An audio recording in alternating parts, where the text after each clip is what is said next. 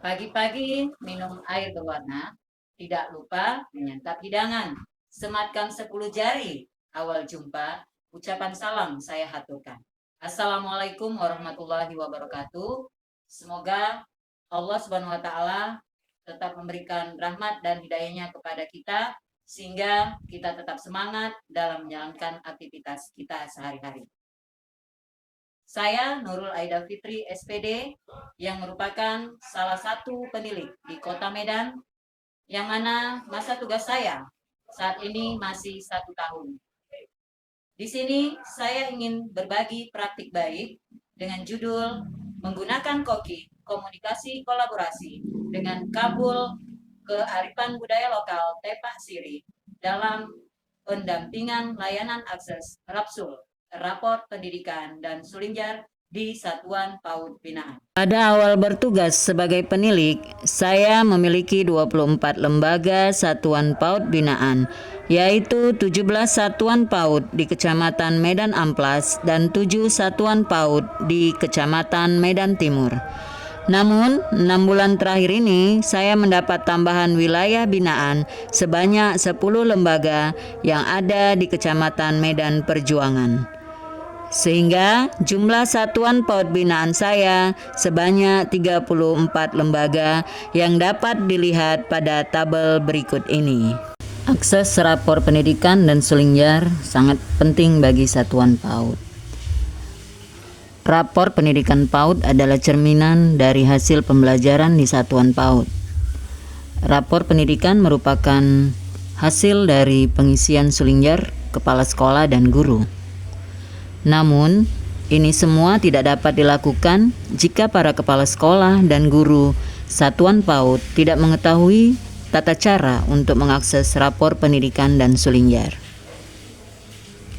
Selain permasalahan tersebut di atas, ada juga tantangan yang saya hadapi, yaitu pertama, masih minimnya masa tugas dan pengalaman saya sebagai penilik. Yang kedua, masih rendahnya motivasi kepala sekolah dan guru dalam menggunakan perangkat digital. Yang ketiga, masih rendahnya pemahaman para kepala sekolah dan guru terhadap pentingnya rapor pendidikan dan Sulinjar. Dan yang keempat, masih rendahnya pemahaman kepala sekolah dan guru dalam mengakses rapor pendidikan dan Sulinjar. Oleh sebab itu, peran serta penilik sangat penting dalam kegiatan pendampingan kedua akses layanan ini.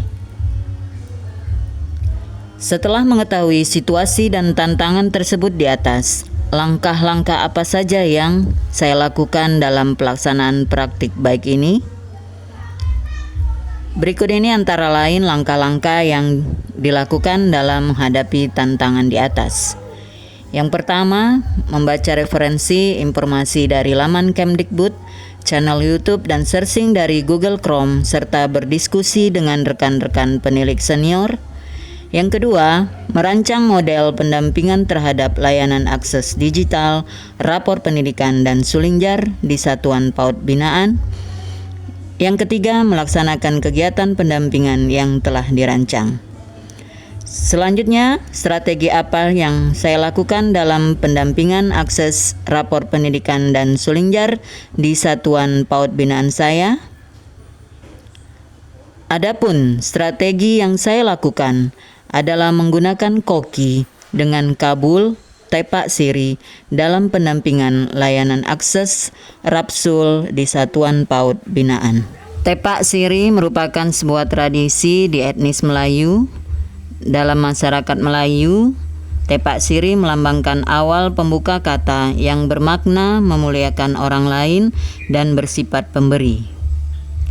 Adapun makna dan fungsi dari Tepak Siri ini adalah yang pertama, sebagai simbol kehormatan dan keramahan. Yang kedua, sebagai alat pemersatu dalam adat istiadat. Yang ketiga, makna filosofis dari setiap unsur yang ada di dalam Tepak Siri. Seperti daun sirih melambangkan keharmonisan dan persatuan, pinang melambangkan keberanian dan kebesaran hati, kapur melambangkan kemurnian dan kejujuran, serta gambir melambangkan kesetiaan dan komitmen. Yang keempat, sebagai simbol kesucian dan permohonan restu, serta yang kelima, simbol persaudaraan. Dari kearifan budaya lokal Melayu, tepak siri ini mengajarkan tentang pentingnya menjaga hubungan baik, menunjukkan rasa hormat, dan memelihara keharmonisan dalam kehidupan bermasyarakat. Di sini saya memacu dan memotivasi para kepala sekolah dan guru dalam mengakses rapor pendidikan agar mereka dapat melihat capaian hasil pembelajaran di satuan PAUD mereka dan melaksanakan pengisian sulingjar. Menggunakan koki dengan kabul tepak siri ini, saya dapat terus menjaga keharmonisan hubungan saya dengan kepala sekolah dan guru satuan PAUD binaan. Menjadikan mereka sebagai bagian dalam suatu keluarga yang menumbuhkan rasa kasih sayang dan saling membutuhkan. Sudah tidak zamannya lagi seorang penilik yang melakukan pendampingan dan pembinaan dengan sikap marah-marah dan citra untuk mencari kelemahan ataupun kesalahan dari satuan pendidikan binaan yang mengakibatkan tidak adanya keharmonisan antara penilik dengan pihak satuan pendidikan. Saya menginginkan semua satuan PAUD binaan saya merindukan kehadiran saya dalam membimbing dan membina satuan PAUD mereka.